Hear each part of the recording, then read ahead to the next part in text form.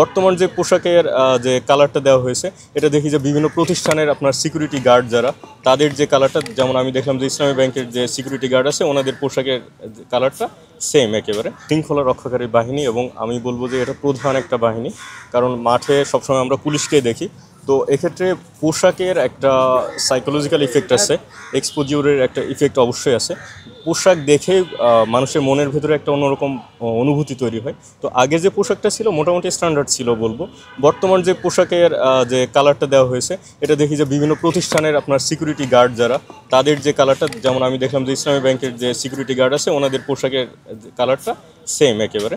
তো পোশাকের আপনার যে কালারের ফলে যে প্রভাবটা আপনার কমে যাচ্ছে, পুলিশের স্ট্যান্ডার্ডকে তাদের যে রক্ষাকারী বাহিনী, আইনশৃঙ্খলা রক্ষাকারী বাহিনী হিসাবে তাদের যে প্রভাব থাকা উচিত, সেই প্রভাবটা কার্যকর হবে বলে আমার কাছে মনে হচ্ছে না। মানুষের মনস্তাত্ত্বিক যে বিষয়টা, আমাদের কি শিক্ষা দেওয়া হচ্ছে এটার উপর ডিপেন্ড করে আমরা আউটপুটটা দিব।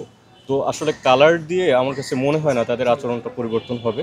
আমার কাছে মনে হয় তাদের ভেতর থেকে একেবারে কোর যে ইয়েটা আছে, স্ট্রাকচারটা আছে, ওই স্ট্রাকচারে পরিবর্তন নিয়ে আসতে হবে এবং তাদেরকে কঠোরভাবে জবাবদিহিতার আওতায় নিয়ে আসতে হবে।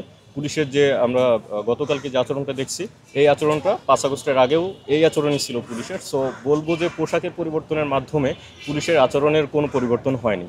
তো এটা ভেতর থেকে পরিবর্তন নিয়ে আসতে হবে, একেবারে সরকারের নীতি নির্ধারণী পর্যায়ে যে জায়গাটা আছে ওইখান থেকে একেবারে স্ট্রাকচারালি পরিবর্তনটা নিয়ে আসতে হবে।